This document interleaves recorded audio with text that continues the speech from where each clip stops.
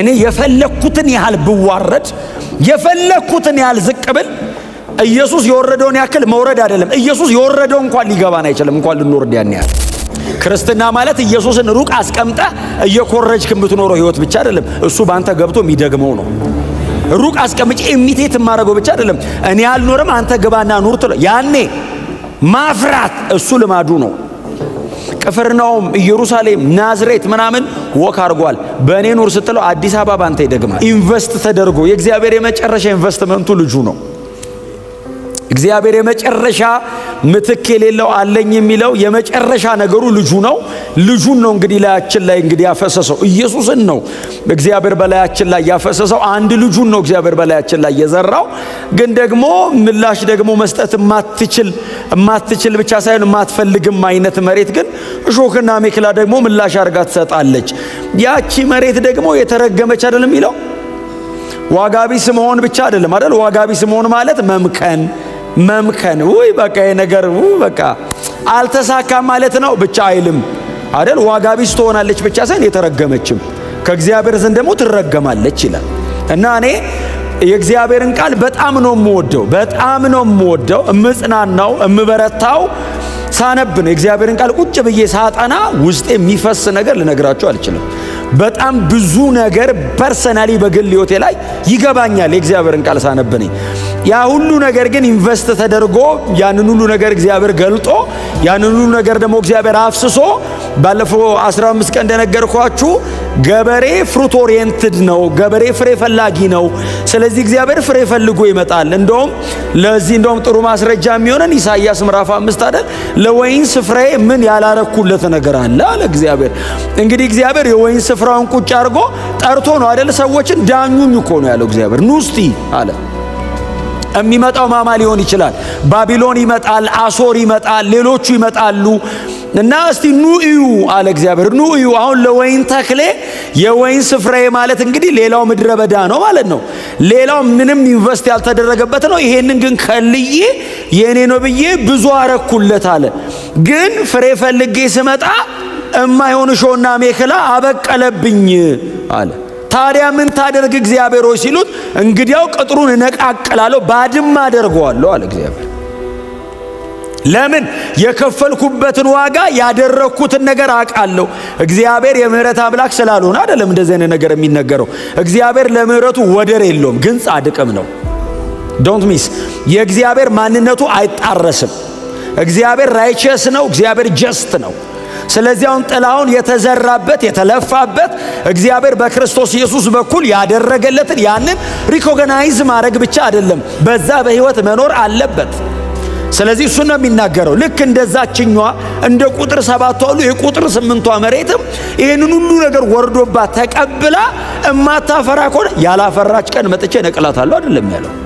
ገበሬው መጥቶ አይደል ባለቤት ነው የመጣው፣ ኦነር መጣ እና እንዲኮተኩታት ፍግ እንዲያረግላት የሚያስፈልገውን ነገር በሙሉ ኢንቨስት አረገ። ገንዘቡን እያወጣ አለኝ የሚለውን በሙሉ እያወጣ እንድታፈራለት ሲመጣ አታፈራም። ከዛ ገበሬውን ጠራውና እንደዚህ አለው፣ አትክልተኛውን ጠራውና እንደዚህ አለው፣ ቁረጣት አለው፣ ንቀልና ጣለው፣ በቃ አለው። ከዚህ በኋላ እዚህ ላይ እኔ አልደክም ማለፋ የመጨረሻዬን እኮ ነው ሲል እባክህ አንድ ድል የዛሬ ዓመት ሲለው ባለቤቱ ምንድን ያለው? እምቢ አይደለም ያለው፣ እሺ እታገሳለሁ። እምታፈራ ይመስልሃል? በሙሉ ኃይሏ ታፍራ አይደለም ያለው። የማፍራት ትንሽ ምልክት ካለ እናግዛታለን። ገበሬው እጁ ላይ መቀስ አለ። እኔ አይደለም ያልኩት፣ ዮሐንስ 15 ግቡና አንብቡ። መቀስ አለ። መቀሱ ምንድነው ስራው? የመጀመሪያ ስራው መቁረጥ አይደለም፣ ፕሩኒንግ ነው፣ ማጥራት ምን ማለት ነው? በጣም ትንሽ ካፈራች ገበሬው በህይወት መኖሯን ነው የሚፈልገው። በጣም ትንሽ ካፈራቸው በደንብ እንድታፈራ ያጠራላታል። በሙሉ ኃይሏ እንዳታፈራ ምንድን ያደርጋት ይላል። እዚህ ጋር እንትን አለ፣ አዎ ቆራርጥላት ይላል። ዙሪያዋን አጸዳርቶት ይሄድና በሚቀጥለው ዓመት ሲመጣ በጣም ብዙ ታፈራለታለች።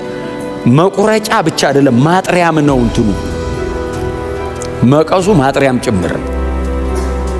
ግን የተቀበልነው ህይወት በምንም አይነት መንገድ ውስጥ በጽናት መኖር የሚችል ህይወት ነው። በምንም አይነት ነገር ውስጥ ከክርስቶስ ኢየሱስ እግዚአብሔር ወደኛ ያፈሰሰው ህይወት በምንም አይነት ነገር ውስጥ ፐርሲስት አድርጎ ጸንቶ መኖር የሚችል ትዝ ይላችኋል። ስንዴ ዘራ፣ ትዝ ይላል። ስንዴ ዘራና ከዛ በማግስቱ ሲመጡ አጠገቡ እንክርዳድ በቅሏል። እንክርዳድ ሲበቅል መጡና ሮጠው እንንቀለው እንዴ እንክርዳዱን ሲሉት እንዳትነቅሉት፣ እንዴት እኛ ስንዴ ዘርተን እንዴት እንክርዳድ ተዘራ ሲሉት ተኝታችሁ ጠላት ዘራው አለ። ያው በድካማችሁ ነው አለ። እናንተ ባተኙ ኖሮ ስፒሪቹዋሊ ኮንሺየስ ብትሆኑ አይበላሽም። ኤኒዌይስ እዛው ማሳ ላይ እንክርዳድ በቅሏል፣ እንዳትነኩት አለ። እና ታዲያ አብረው ሲያድጉ ስንዴው አይሞትም። እንክርዳዱ እያለ ስንዴው ማደግ ይችላል፣ መኖር ይችላል። እንክርዳዱ ስንዴውን አይበላውም። እና እንዳትነኩት አለ። ለምን? እስከሚሰበሰብበት ቀን ድረስ ስንዴው እንክርዳዱ አጠገብ በህይወት ቀጥሎ መኖር ይችላል፣ እያፈራ ይኖራል። የመጨረሻ ቀን መጥተው ሲሰበስቡ ይለዩታል። አንተ ልትነቅል ስትል አብረህ ትነቅለዋለህ። እና አንተ እንዳነካ ጴጥሮስ ተው። ሰው አይችልማ። ሰው እንዴት አድርጎ ይችላል? ይሄ መንፈሳዊ ነገር እኮ ነው፣ በጣም እንትን ይፈልጋል። እና ተወው፣ እኔ ለየዋለሁ። የዛን ቀን ግን በድካም ቢዘራም እንክርዳዱ ስንዴውን አይገለውም። ጎናችሁ ያለው ሰው የተቀበልከው ህይወት ያኖርሃል በሉት። በምንም አይነት የዚህ ዓለም ሲስተም መካከል ኢየሱስን መስለን መኖር እንችላለን። ይሄ ትዕቢት አይደለም፣ የእግዚአብሔር ጸጋ ጉልበት ነው። ይሄ የተካፈልነው የህይወት አቅም ነው። ኢየሱስ እኔ የለበስኩትን ሥጋ ለብሶ መሬት ላይ ይህንን ዓለም ተቃውሞ ድል አድርጎ ጨርሶ ሄዷል። ምን ማለት ነው? እኔ ሱፐር ቢንግ ነኝ እያለኝ ብቻ ሳይሆን እኔ የኖርኩትን በአንተ ውስጥ ሆኜ እደግመዋለሁ ነው ያለ። ክርስትና ማለት ኢየሱስን ሩቅ አስቀምጠ እየኮረጅክ የምትኖረው ህይወት ብቻ አይደለም። እሱ በአንተ ገብቶ የሚደግመው ነው። ሩቅ አስቀምጬ ኢሚቴት የማደርገው ብቻ አይደለም። እኔ አልኖርም አንተ ግባና ኑር ትለው። ያኔ ማፍራት እሱ ልማዱ ነው። ቅፍርናሆም፣ ኢየሩሳሌም፣ ናዝሬት ምናምን ወክ አድርጓል። በእኔ ኑር ስትለው አዲስ አበባ ባንተ ይደግማል። የዛሬ 2000 ዓመት በአናጢ ጫማ ውስጥ ገብቶ ኖሯል። በአንተ ጫማ ይገባል። በጣም ደሊስት የሚባለው በጣም በቃ ዝቅተኛ የሚባለውን አይነት ፐርሰን ሆኗል ኢየሱስ። ኦርዲነሪ እስራኤላዊ በነበረበት ጊዜ ሲዋረድማ እንደሱ የተዋረደ የለም፣ ወደፊትም እንደሱ የሚዋረድ አይኖርም። ባይዘው የመጨረሻውን የውርደት ልክ ኢየሱስ ነው ያየው። መሬት ላይ መሰቃየት አልበቃውም። መስቀል ላይ መሞት እኮ አልበቃውም። ቀበሩት እኮ መስቀል ላይ አደባባይ እኮ ተሰቅሎ በዙ አይደለም እኮ የተነሳው። ኢቭን እኮ ወደ ታች ሁሉ እኮ ተቀበረ። አጠፋው እኮ ጠፋ። 3 ቀን ሙሉ እኮ አልታየም። የለም ወሬ ነው የሚወር። ተቀበረ። በዚህ መጠን የወረደ የለም። በዚህ መጠን የተሰቃየ የለም።